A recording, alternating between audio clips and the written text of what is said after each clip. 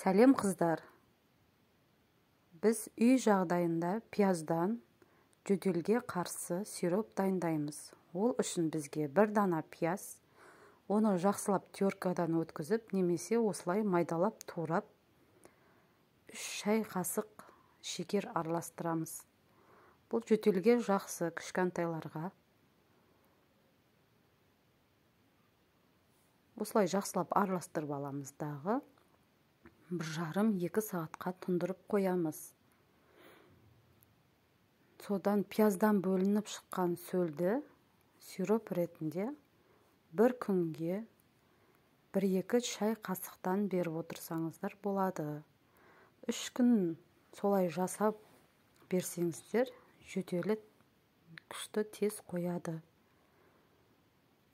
Және де бір пияз бір күнге ғана арналған, оны келесі күнге сиропын қалдырып, оны беруге болмайды. Осылай бетін жауып қоясыздар, жақсылап. Бір пияздан бір балаға жақсы жетеді бір күнге. Тек балдар емес, үлкендерге де арналған.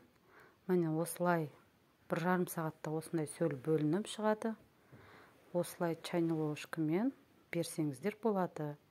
Үй жағдайында керемет, таптырмас дәрі, сироп десек болады. Қолданып көріңіздер.